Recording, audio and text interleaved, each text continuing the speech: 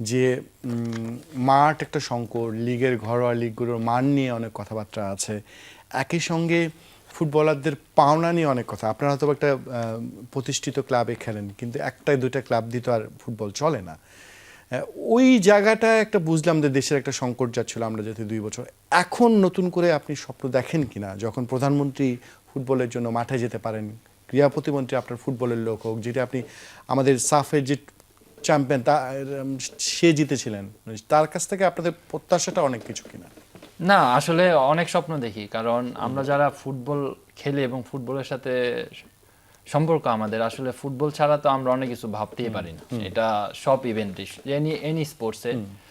আসলে আমি ধন্যবাদ জানতে চাই আমাদের ক্রীড়ামন্ত্রী আমিনুল ভাইয়াকে, কারণ তার মাধ্যমে কিন্তু আমাদের প্রাইম মিনিস্টার 26শে মার্চ আসলে আমাদের এক সিনিয়র প্লেয়াররা যারা খেলে, রেড অ্যান্ড গ্রিন যেটা আমরা সবুজ লাল বলি, সে কিন্তু পুরোটা ম্যাচেই আপনার স্টেডিয়ামে বসেছিল, আমাদের প্রাইম মিনিস্টার ডাগ আউটে। দাগ আউটে। তো আসলে এটা কিন্তু আমাদের ফুটবলারদের জন্য বিশাল ব্যাপার, এবং আমার মনে হয় যে নতুন করে আবার স্বপ্ন দেখা উচিত। কারণ আমরা যে খারাপ সময় 2 বছর পার করছি, আসলে এই সময়টা আমরা চাই না অ্যাজ এ ফুটবলাররা, এনি স্পোর্টসের পারসন। আসলে নট অনলি ফুটবল, অনেক স্পোর্টসেই কিন্তু প্রবলেমটা তৈরি হচ্ছে এবং হয়েছে। আসলে ফাইন্যান্সিয়াল প্রবলেম আসলে আমার কাছে মনে হয় যে মেন থিং, তার সাথে সামগ্রিক যে প্রবলেম, ফ্যাসিলিটিস, এবং আসলে যেটা আপনি বললেন যে 3-4টা ক্লাব ছাড়া অনেক ক্লাব অ্যাফোর্ডই করতে পারে না প্লেয়ার। ইভেন মোহামেডান ক্লাবের অনুশীলন বন্ধ হয়ে গেছিল অর্থের জন্য। হ্যাঁ, তো এই জিনিসগুলো আসলে আমার কাছে মনে হয় যে আমাদের সলভ আউট করা উচিত এবং ভালোভাবে করা উচিত, যেটা থেকে আমরা আয় করি, যেটা থেকে আমাদের ফ্যামিলি চলে। এটা কিন্তু চারটিখানি ব্যাপার না, একটা প্লেয়ারের সাথে তার সাথে দেখা যায় 10 জন ফ্যামিলি সদস্য থাকে, তো এরকম 1000-2000 প্লেয়ার আছে। তো আমার মনে হয় যে আমরা সবাই স্বপ্ন দেখি আবার পুনরায় নতুনভাবে একটা, যেহেতু ফুটবলের একটা এখন জাগরণ চলছে, যেটা আমরা অলরেডি ন্যাশনাল টিমের হয়ে খেলেছি এবং দেখেছি আসলে ফুটবল মানুষ কতটা পছন্দ করে। তো এটা আমাদের কাজে লাগাইতে হবে, ডে বাই ডে আমরা আরও ভালো কিছু চাই, এবং স্পেশালি যেটা বললেন যে আমরা একটা ভালো স্টেডিয়াম চাই যেখানে আমরা আরও ভালোভাবে খেলতে পারবো। রাকিব ভাই, মানে আপনারাও তো দীর্ঘদিন ধরে খেলছেন, মানে যেটা করা হয় কি, কথা বললে পরামর্শ হলে কী কী সমস্যা, কি পয়েন্ট কী কী আছে, মানে আমিনুল ভাই এমন মানুষ, তিনি আসলে কাজ করতে চান এবং গত 1 মাসে তিনি দেখিয়েছেন।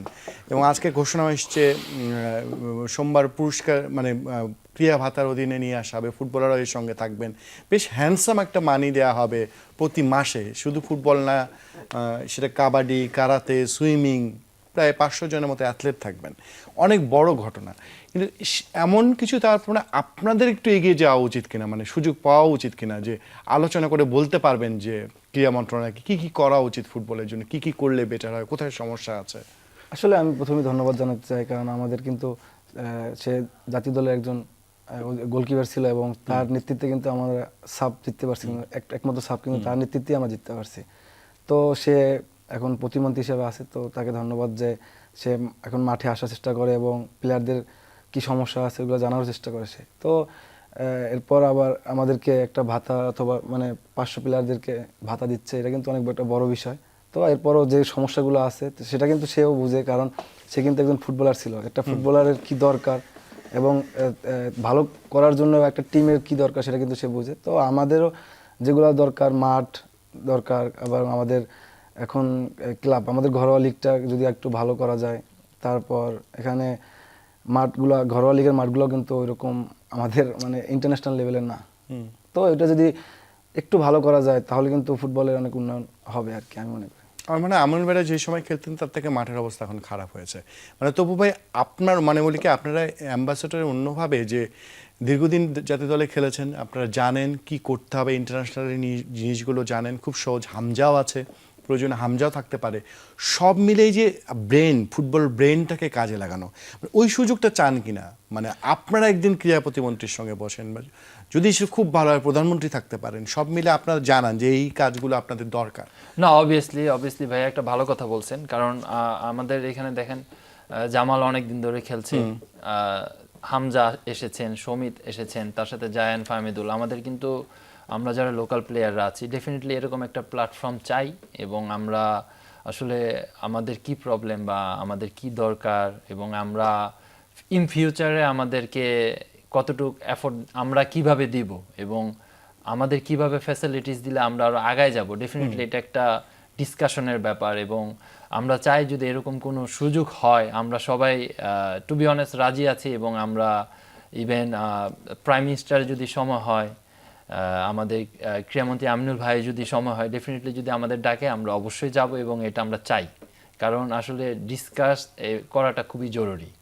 যেটা আপনি বললেন যে আসলে ডিসকাস করলে সবার লক্ষ্যটা তো এক, মানে ফুটবল ডেভেলপ করুক, ফুটবল জি, উন্নয়ন করুক, হ্যাঁ সেটাই। আসলে আপনি যত ডিসকাস করবেন তত ইমপ্রুভ হবে, আপনার আপনার সলিউশন বের হবে। আপনি যদি ডিসকাসই না করেন, আসলে সেখানে কিন্তু আসলে কি প্রয়োজন সেটা কিন্তু হয়তোবা তারা জানবে না, এবং আমরাও বলতে পারবো না। তো ডেফিনেটলি যদি আমাদের এরকম সুযোগ হয়, অবশ্যই আমরা যাব।